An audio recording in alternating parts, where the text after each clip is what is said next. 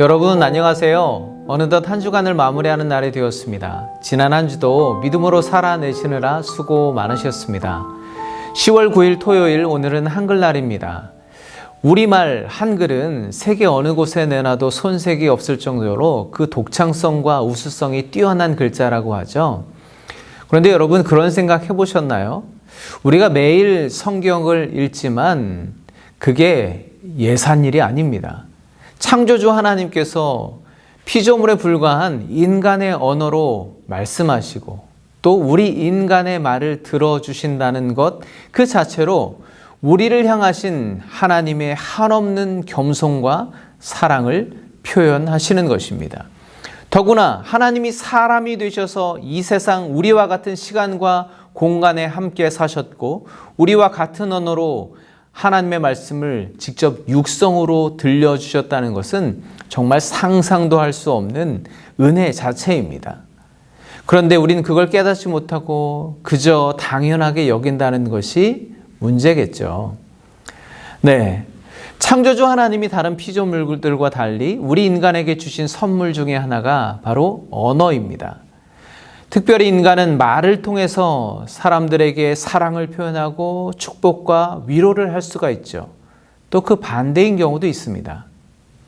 고난 중에 있는 욥을 찾아온 친구들은 정작 욥을 위로하려는 마음이 간절했는지는 모르지만 그들이 하는 언어는 오히려 그들이 가진 고정관념과 틀에 박힌 생각으로 욥의 고난을 판단하고 정죄하기에 급급했습니다. 많은 신학자들이 말하길 욥의 세 친구는 당대의 최고의 지혜를 가진 지도자들이고 유력한 자들이었을 거라고 추측합니다. 그리고 그들 중에 가장 연장자였던 엘리바스는 전통적인 교리와 보편적인 철학과 신학에도 뛰어난 식견을 가진 사람이었던 것 같습니다. 지난 4장에서 엘리바스는 저주와 탄식을 쏟아내는 욥을 가장 앞장서서 비난하며 그의 고난에 대해 인과응보와 같은 논리로 자신이 체험한 환상과 계시를 제시하면서 욥이 당하는 고난의 원인은 그의 죄 때문이라는 결론을 내립니다. 누차 말씀드렸지만 엘리바스의 말은 다 맞습니다. 틀린 말이 없어요. 정답이죠.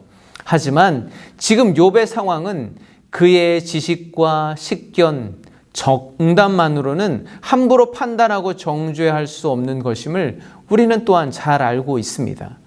그는 욥이 어찌 하나님 앞에서 의를 내세우고 깨끗하다고 할 수 있겠느냐며 인간의 유한함과 한계를 지적했는데 따져보면 그가 그렇게 판단한 그 말이 곧 자기 자신을 판단하는 게 되는 것임을 우리는 보았습니다. 네, 이제 그만큼 했으면 그만할 때도 됐는데 엘리바스는 절대 그만두고 싶은 마음이 없는 것 같습니다. 이제 5장에 들어서서 보니까요, 그는 이제 직접적으로 욥의 잘못을 책망하면서 적극적으로 회개할 것을 강요합니다. 5장 1절과 2절을 먼저 보겠습니다.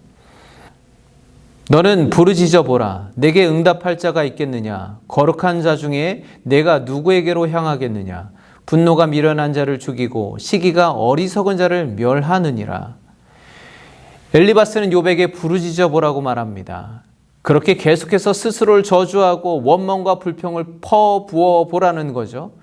왜냐하면 그래봤자 아무도 도와줄 사람이 없고 아무리 지혜로운 하늘의 천사들이라고 할지라도 응답해 주지 않을 거라는 거죠. 그 이유가 뭔가? 욥이 스스로 재앙을 자초했으면서도 잘못을 반성할 줄 모르고 그저 원망하며 탄식하는 말들로 부르짖고 있기 때문입니다. 그러니 누가 그의 말을 들어주고 누가 응답해 주겠느냐고 미련함과 어리석음을 비웃듯이 책망하고 있습니다. 그리고 나서 그는 아주 비수와 같은 말을 던집니다. 내가 미련한 자가 뿌리 내리는 것을 보고 그의 집을 당장에 저주하였노라. 자기가 미련한 자가 나무 뿌리처럼 뻗어나가면서 번성하는 것을 차마 못 본 척 할 수가 없어서 당장에 그를 저주했더니 그 집이 삽시간에 망하게 된 것도 보았다고 하는 거예요. 여러분, 참 잔인한 말이 아닌가요? 어쩌면 이 말은 형통하던 욥이 모든 소유를 잃고 자녀들이 죽은 것을 은연중에 빗대어 말하는 것처럼 들리지 않나요?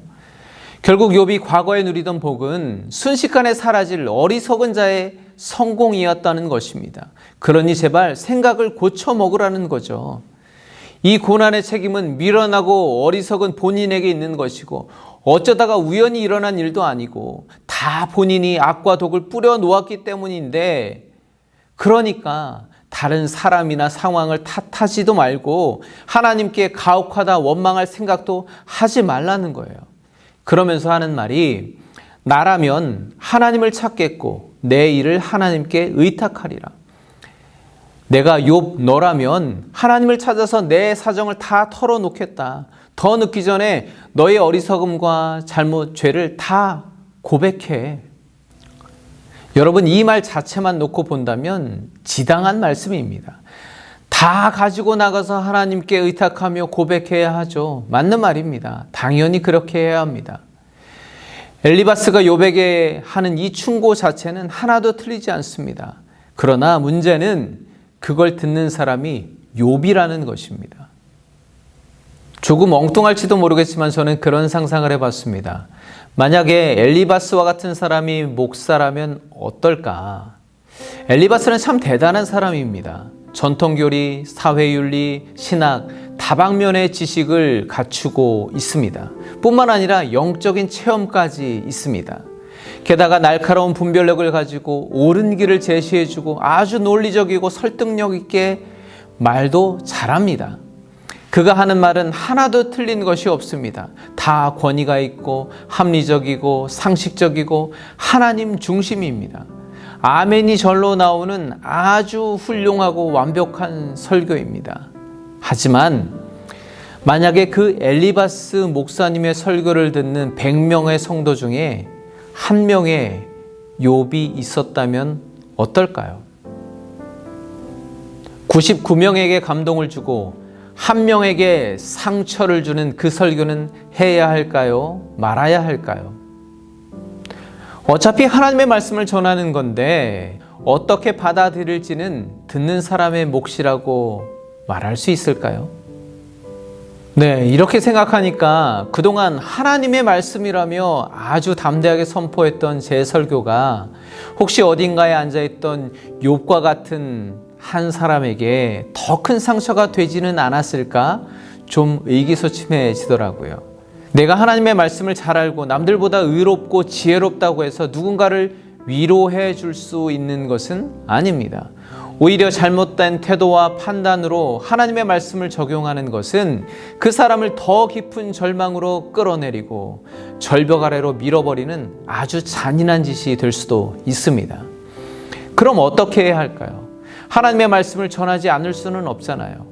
여러분, 하나님의 진리의 말씀은 선합니다. 그런데 그 선한 말씀이 악한 영들을 물리치는 검이 되기도 하지만 의로운 자들에게는 능력이 되기도 하죠. 교만한 자들에게는 심판의 메시지이지만 연약한 자들에게는 회복과 치유를 가져다주는 위로의 메시지가 되기도 합니다. 동일한 진리의 말씀이 정죄의 도구가 되기도 하고 위로의 도구가 될 수도 있다는 것이죠.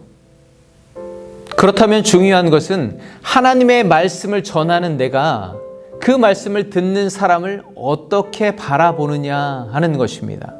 같은 진리이지만 엘리바스가 욥을 불의한 죄인으로 바라보고 있는 한 그의 입에서 나가는 그 하나님의 말씀은 가시와 같이 상대를 찔러대는 정죄와 심판의 도구가 될 뿐입니다. 말은 맞는데 마음이 틀렸다는 말이 있습니다. 진리가 사랑 없이 전달되면 사람을 죽일 수도 있습니다. 그래서 하나님의 말씀을 맡은 우리는 늘 그 하나님의 말씀 앞에 겸손해야 합니다. 그리고 그 말씀을 전달할 때에도 매우 신중해야 합니다. 여러분, 구약 성경에서는 하나님의 진리가 선포되는 것은 대부분 심판과 재앙을 예고할 때였습니다. 그런데 신약 성경에서는 완전히 달라지죠. 하나님의 말씀이 이제는 그분의 사랑이신 예수 그리스도를 통해서 이 세상에 직접 나타납니다. 하나님의 진리 앞에 심판과 사망으로 향하던 우리가 하나님의 진리이신 예수 그리스도를 통해서 이제는 용서와 영생으로 향하게 되었습니다. 그리고 그 엄청난 변화의 중심에는 바로 하나님의 사랑이신 예수 그리스도가 계신 것이죠. 여러분, 주님의 사랑으로 바라보십시오. 한 영혼에게 깊은 관심을 가지고 진리를 말하는, 세상이 줄 수 없는 평안을 전하는 위로자가 되어 주십시오. 그 말씀을 더욱 사모하며 나아가는 복된 주일 맞이하시기 바랍니다. 평안하십시오. 또 뵙겠습니다. 감사합니다.